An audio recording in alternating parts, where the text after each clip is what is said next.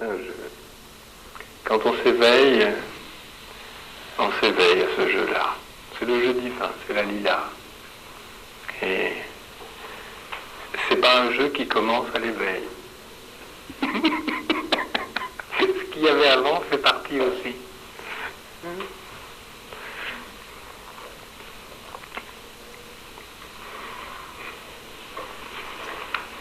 Mais il faut qu'en vous, il y ait un sentiment qui grandisse de cette envie du réel, qui est la possibilité de mettre en évidence l'art consommé avec lequel on se rend malheureux, d'une part.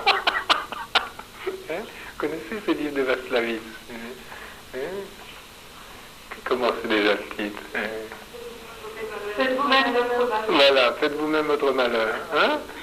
Puis, faites vous-même votre plomberie, votre électricité, faites vous-même votre malheur. Et puis quand vous le lisez, vous vous rendez compte que c'est exactement ce que vous faites tous les jours. Bon. Ça, il faut le voir. Mais il faut le voir de telle façon que vous ne le culpabilisiez pas. Ça, c'est le plus important. C'est pour ça qu'on vous raconte des histoires de Nasruddin. Parce que Nasruddin, il fait exactement la même chose que vous, mais vous pouvez rigoler de lui. Et ça vous permet de rigoler de vous par procuration. Si on vous montre que c'est vous qui êtes en train de le faire comme ça ne va pas vous plaire. Mais si on vous dit que c'est Nasruddin qui est en train de faire la même chose que vous, ça vous fait rire. Et après, il y a quelque chose qui se passe en vous. Il faut pouvoir rire des mécanismes par lesquels on se fait souffrir. Lorsque vous avez ri de ces mécanismes, déjà quelque chose a changé en vous. Et cet espace qui grandit permet à ce moment-là, à l'intuition du réel, d'être là aussi. Et pour ça, les enseignants, logiquement, ne sont pas tristes. Ils doivent vous permettre de rire de ce que Gurdjieff appelait l'horreur de la situation. Il faut rire de l'horreur de la situation. Ouais, on a tendance à s'enfoncer. Oui. Oui.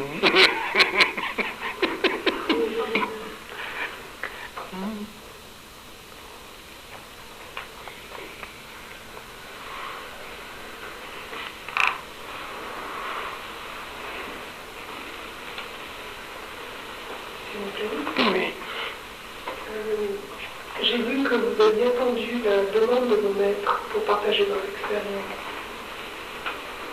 Et j'aimerais savoir quelle est votre dépendance à vos maîtres ou quelle relation existe entre eux et vous.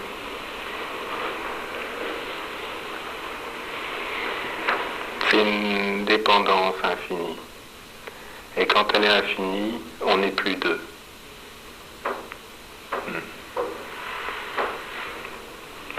Quand on connaît que des dépendances locales, limitées, où on est deux, c'est un mauvais plan, comme on dit aujourd'hui.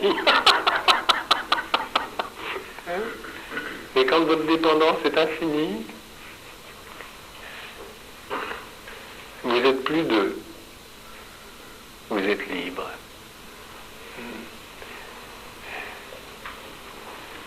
Mais ça, on ne peut le connaître que dans une relation avec un instructeur. J'ai pas attendu sa demande. J'ai senti en moi le mouvement naturel d'enseigner à un moment donné. Et j'ai reçu une lettre à ce moment-là de mon maître me demandant de transmettre. Ça venait confirmer quelque chose que je vivais déjà en moi. J'ai pas attendu après lui. Mais lorsqu'on appartient à une lignée traditionnelle, lorsqu'on a été le disciple d'un maître authentique, il vient un moment où, si c'est dans votre destinée d'enseigner après avoir connu l'éveil, alors cette filiation vous fait signe. Le maître vous donne ce qu'on appelle en Inde la dèche. C'est une forme d'investiture. C'est une transmission qui n'appartient pas au rituel, au temps ou à l'espace. Ça se fait dans le cœur d'abord. Alors on peut le confirmer dans les faits ensuite, mais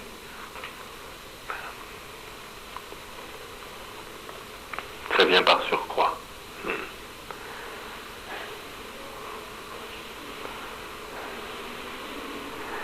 aucune dépendance vis-à-vis de lui. Aucune. Je n'en ai jamais eu. Son seul souci, comme le seul souci de tout maître authentique, c'est de se débarrasser de tous ses élèves.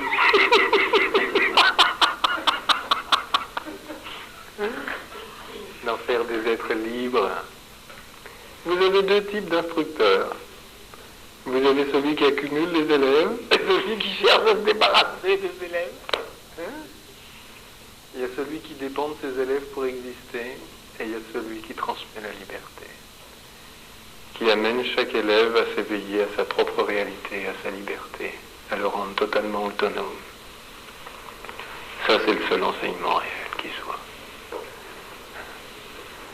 Mais c'est à lui. C'est par sa grâce et par l'art spontané qu'il a d'être gourou que ça a été possible pour moi.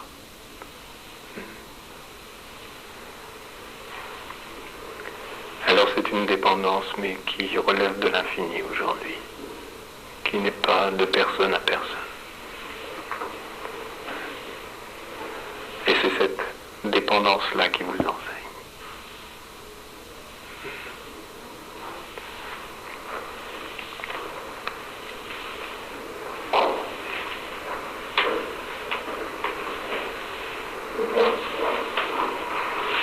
Je voudrais comprendre comment et pourquoi, à travers une profonde souffrance, on peut aussi ressentir en même temps une profonde joie.